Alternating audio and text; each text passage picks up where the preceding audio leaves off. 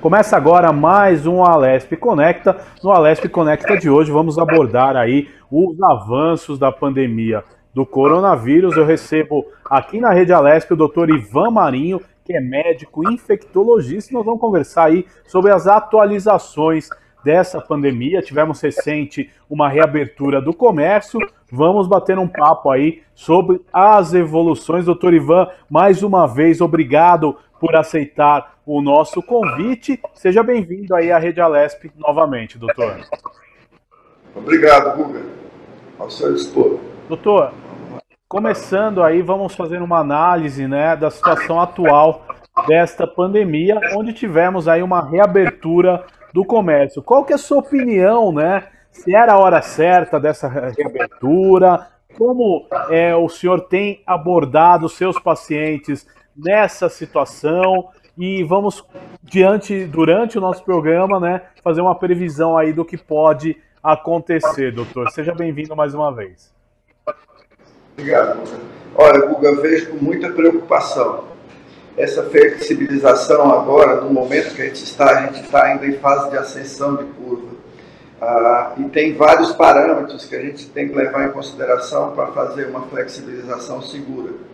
Um deles é a redução do número de óbitos, é a estabilização da curva, é o grau de transmissibilidade, ou seja, o potencial que cada um doente tem de transmitir a doença para outros, né? E a gente sabe que todos os países que foram para a flexibilização foram em uma fase bem diferente do que a nossa hoje, né? Só para ter uma ideia, os países que flexibilizaram, normalmente eles tinham um índice de transmissibilidade em torno de 0,3, menos de 1, a gente tem de 1 para 4, quer dizer, cada doente hoje transmite para pelo menos 3 ou 4 outros. É bastante preocupante, a gente sabe que a gente vai ter alguns problemas nas próximas semanas. As 2 semanas seguintes, provavelmente a gente vai ter do número de casos por conta dessa flexibilização que é um pouco precoce. Agora, doutor, é importante, né, a gente analisar o cenário, a gente volta, né, a conversar, a gente conversou anteriormente, né, quais as evoluções que nós tivemos em relação a tratamento, em relação à estrutura de atendimento, a conhecimento da doença nos últimos 3 meses, desde que começou esse processo de quarentena, doutor? Essa doença é uma doença que, assim, pegou todo mundo muito desprevenido, porque a gente tinha poucos conhecimentos e ainda tem bastante dificuldade em entender ela como um todo. Mas, assim, a gente já aprendeu bastante, aprendeu a importância do isolamento social, do distanciamento social, das medidas de prevenção que dão realmente resultado. Aprendeu que a gente não tem uma droga específica para tratar, não, a gente não tem nenhuma droga segura ainda que nos dê um resultado satisfatório. Em termos de tratar a doença em si, existem drogas que têm nos ajudado bastante em termos de melhorar o suporte do tratamento, as técnicas de ventilação, a recuperação da função renal através de diálise. Agora, muito mais recente, um trabalho muito robusto e bem feito, o papel do código na fase mais avançada da doença. Isso é um aprendizado que a gente está adquirindo durante a pandemia. Exato, é um aprendizado novo, né, doutor? A questão hoje, né, nos seus pacientes, a gente pode usar como base, mas de repente você pode dizer a experiência dos seus colegas, cada vez mais se receita um tratamento precoce. Como é que o senhor analisa essa situação? Porque a gente voltando um pouco no cenário anterior, né, se pedia-se para o paciente ficar em casa, ficar observando, e só quando tivesse, né, tosse, febre e falta de ar, procuraria ajuda no hospital. E muitos estudos hoje dizem aí que quando esses sintomas aparecem, já existe um comprometimento razoável do pulmão, né, doutor? Isso é importante. Hoje, assim, acho que quando as pessoas têm sintomatologia, é importante procurar um médico para avaliar, porque o desenvolvimento nesses pacientes, às vezes, é muito rápido. E tem uma coisa que chama muita atenção, que é a baixa oxigenação no Às vezes chega para a gente conversando, aparentemente ele não está nem tão mal assim. Quando você vai medir a oxigenação do sangue dele, ela é bastante baixa. E esses pacientes, quando eles recebem uma intervenção mais rápida e um tratamento de suporte da sua condição clínica, eles costumam ter uma evolução melhor. Agora, doutor, alguns colegas, né, o senhor tocou na situação aí da oxigenação, alguns colegas em entrevistas até chegaram a defender que a população podia ter um oxímetro em casa como tem um termômetro, por exemplo. O senhor acha que é válido a pessoa ter um controle da oxigenação também, ou é uma medida que realmente a gente deve guardar para os hospitais e para os pronto-socorros? Quando existe essa possibilidade, evidentemente num país nossa dimensão, um país continental, com todas as nossas dificuldades econômicas, é quase impossível você recomendar que tenha todo mundo um oxímetro em casa. Mas se a pessoa pode dispor desse aparelhinho, ou se ela, quando tem algum sintoma, pode ir a algum lugar para fazer essa medição da sua oxigenação, é importante. Porque às vezes a pessoa nem se dá conta de que está com oxigenação tão baixa no dia a dia. Legal, doutor Ivan Marinho. Outra dúvida que aparece muito frequente, alguns dados que nós temos, por exemplo, cerca de 40% dos pacientes que vão à UTI precisam da hemodiálise. Por que isso acontece, hein, doutor? É uma doença sistêmica que acomete vários órgãos, né? Não só o pulmão, mas também o rim. E existe uma certa hipercoagulabilidade e frequentemente esses pacientes desenvolvem insuficiência renal e precisa da terapia reparadora com hemodiálise na maioria das vezes. Eles fazem quadro grave de insuficiência renal, assim como de insuficiência respiratória pelo comprometimento pulmonar. Agora, doutor Ivan, outro fator que é muito comentado, né, é a questão das comorbidades, né? A maioria das mortes por Covid-19 são pessoas ou que estão na terceira idade, né, que é o maior grupo de risco, ou pessoas que têm comorbidades. Mas existem alguns fatores, por exemplo, pessoas que estavam um pouco acima do peso, ou então pessoas aí que tinham alguma doença e nem sabiam, né? Uma doença autoimune, por exemplo. Isso tem sido descoberto a cada dia com mais frequência, doutor? Sim, a doença é muito democrática, ela pega todas as faixas etárias e todo tipo de paciente, gordo, magro, com comorbidade ou sem comorbidade. A única diferença é que a mortalidade, a chance de desenvolver doença grave e de morrer é muito mais alta nos pacientes que têm algumas comorbidades específicas, como hipertensão arterial, obesidade, diabetes, e a faixa etária mais elevada, os idosos. Então, esses pacientes têm um risco bem maior de desenvolver formas graves e evoluir para o óbito. Agora, doutor, recentemente, por esses dias, né, um estudo da Universidade de Oxford falou muito no uso de um anti-inflamatório, né, à base aí da cortisona. Seria isso, doutor? E qual que é a importância dessa descoberta desse medicamento que parece que até agora é um dos mais seguros, né, principalmente em doentes graves, né? É o melhor estudado até agora. A gente já, na prática, a gente está percebendo o efeito do corticoide, que desde o início a gente costuma usar nos doentes mais graves, e realmente é nesse tipo de paciente que o estudo reforça a importância da redução da mortalidade no paciente que desenvolve insuficiência respiratória ou que está a ponto de desenvolver insuficiência respiratória para ir para a intubação. Então, é uma droga anti-inflamatória potente, é o corticoide, mas ela é específica para esta fase da doença, a fase mais tardia.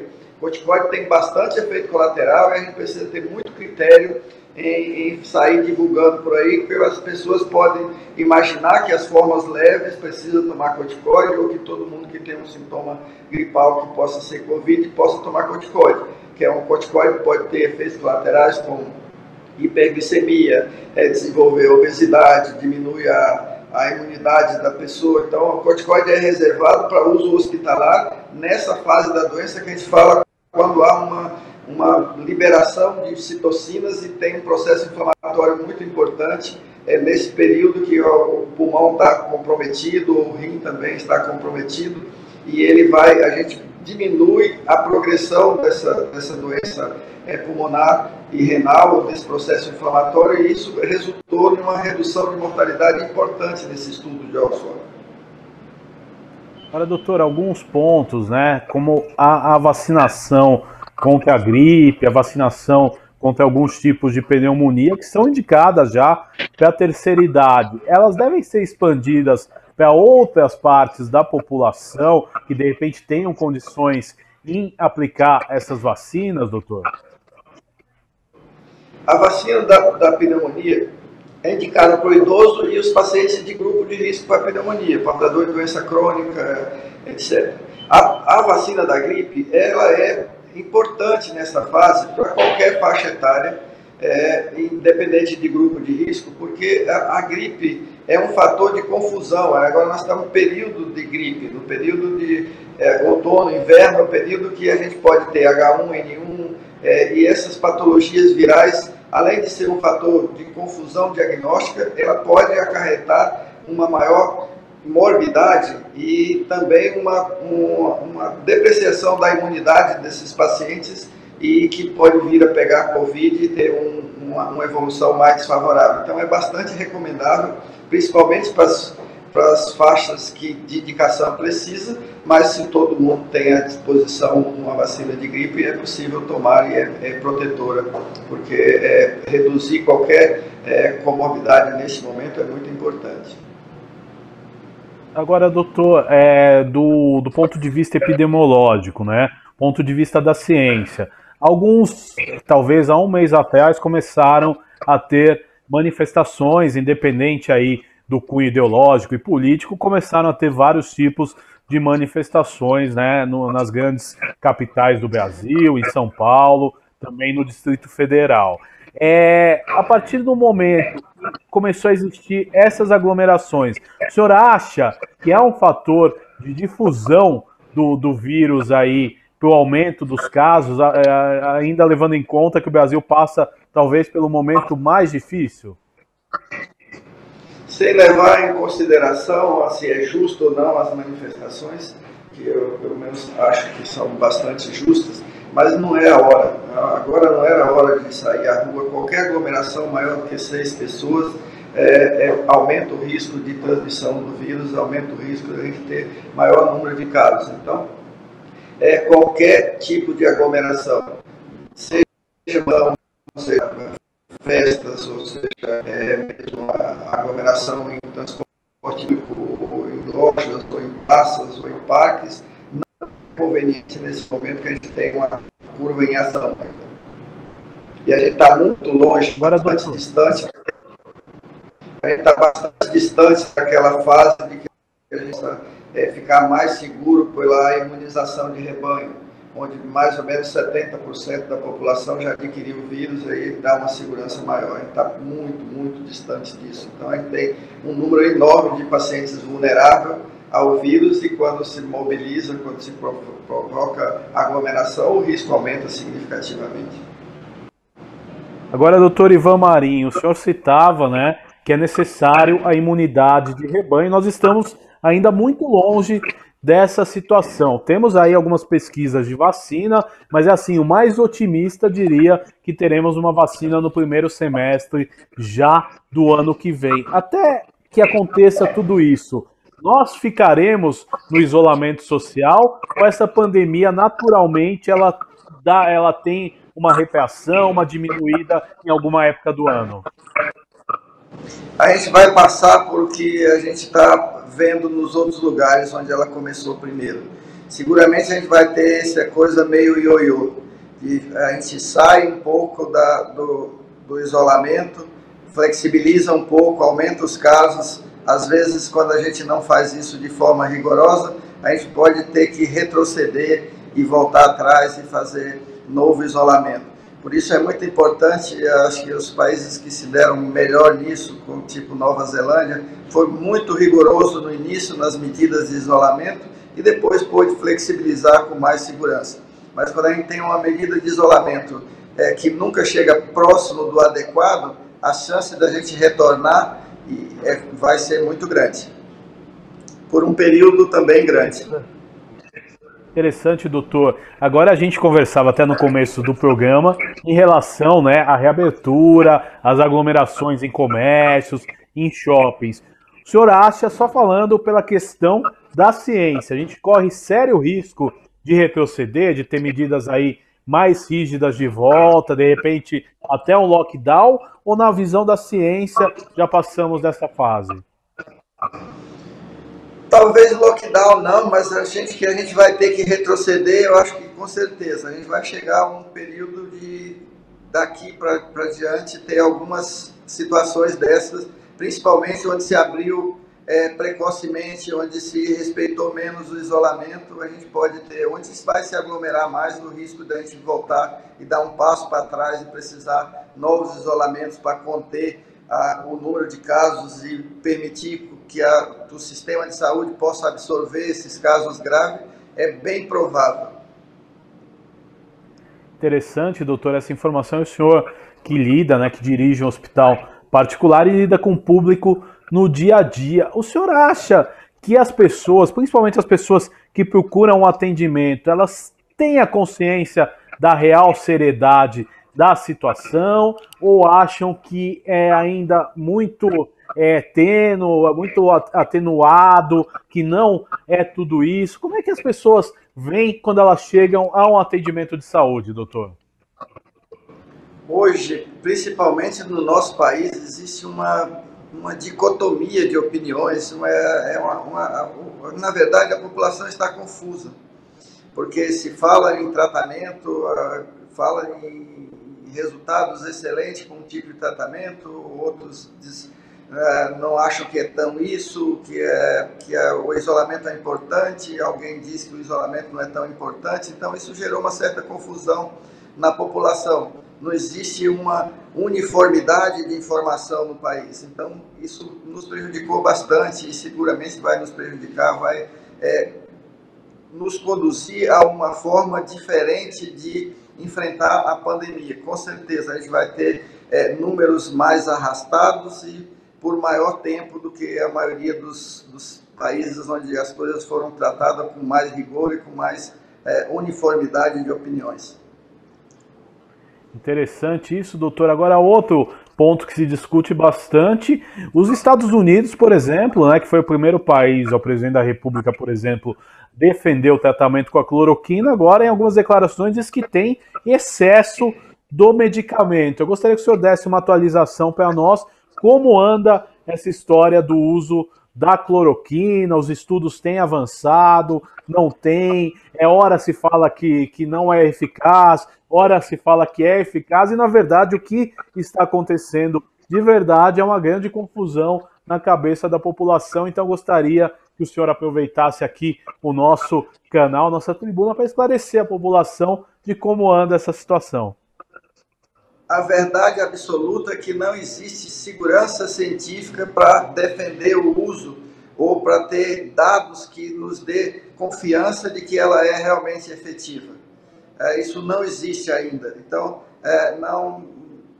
não podemos defender que o uso dela, e pelo número de trabalhos que até agora foram publicados, a gente não tem uma consistência de muito bom rigor científico na maioria deles, mas nenhum mostrou um resultado que pudesse, quem gosta de ciência, quem faz as coisas baseado nos fundamentos da ciência, se apegar e falar, esta é a droga de tratamento. E outra coisa importante é se você acha que, para tentar desmistificar essa confiança na cloroquina, se ela fosse realmente, ela tivesse os resultados que alguns pensam que ela possa ter, nos Estados Unidos não morreriam tantas pessoas, né? Não tem lógica nenhuma um país que começou desde o início, aprovou a droga, liberou o uso, evoluir com uma mortalidade tão elevada como aconteceu lá. Muito interessante essa análise, né, doutor? Outra coisa que se tem aumentado no Brasil e, logicamente, né, com a evolução, com o país podendo se preparar, principalmente aqui no estado de São Paulo, é a testagem o que leva, né, a um número muito alto de casos diagnosticados. Eu gostaria que o senhor fizesse uma explanação, né, em relação à importância da testagem para a prevenção do aumento de casos. É muito importante. Se a gente dispusesse de um número enorme de testes, a gente poderia fazer um isolamento muito mais seletivo, mais eficaz e bastante efetivo, porque a gente ia identificar as pessoas portadoras, isolar essas pessoas, e também ter uma noção de como a doença se manifesta, como ela se movimenta na população. Essa carência de testagem para nós é muito ruim, por esse motivo e pelo motivo de a gente não ter uma noção real do que são os nossos números de casos, qual é a nossa mortalidade real em relação ao Covid. A gente tem muita subnotificação, tanto de casos e até de mortalidade pela doença, por conta de uma deficiência na testagem extremamente significativa. O Brasil hoje tem taxa de testagem insignificante se você comparar com outros países do mundo. Agora, doutor, é muito importante também, né, com o aumento da testagem, cada vez mais se descobrem casos de pessoas assintomáticas ou com sintomas aí praticamente imperceptíveis, né? Eu quero lhe fazer uma pergunta. É um indivíduo que se torna, né, que faz o teste e percebe que está assintomático, ele deve guardar uma quarentena, né? Mas é perigoso a pessoa, mesmo sem sintomas, ela está com vírus, ela pode ter complicações futuras? Pode. O que a gente houve bastante dúvida também é se o assintomático tem uma importância muito grande na transmissão da doença. E chegou-se a pensar de que o assintomático participaria de forma muito efetiva na transmissão da doença. Hoje a gente sabe que é mais importante o pré-sintomático, é aquele que tem sintomas muito leves e que vai desenvolver a doença. E é nesse período aí que a transmissão ocorre com maior frequência, uns 2 dias antes dele ficar totalmente sintomático ou dele desencadear a doença. Então, é muito importante a testagem precoce para diagnosticar esse paciente que precisa ser isolado, ser separado da população, mesmo que ele tenha sintomas insignificantes, que não necessite internação hospitalar, mas ele precisa do isolamento domiciliar, ele precisa sair do convívio, de evitar estar em aglomeração, porque a probabilidade de transmitir é bastante alta aqui no Brasil, de cada um doente desse tipo transmite para 3 ou até 4, 5 pacientes outros. Agora, como é que se diminui, né? É importante a gente explicar de forma didática para o telespectador que nos assiste, como é que diminui esse índice de contágio, né? Alguns países aí têm índice de contágio baixíssimo. Por que isso acontece, doutor? Principalmente esses países respeitaram mais o isolamento social. O uso da máscara é importantíssimo, né? Se você diminui a mobilidade da população. Se você usa máscara onde deve, você evita a aglomeração, você joga lá para baixo essa taxa de transmissão. E outro fator também que diminui a transmissão é a evolução epidemiológica da curva. Então, quando você está na fase de já descendente ou ascendente, você já tem bastante pessoas que sofreram contato com o vírus, que é aquela coisa de imunização de rebanho.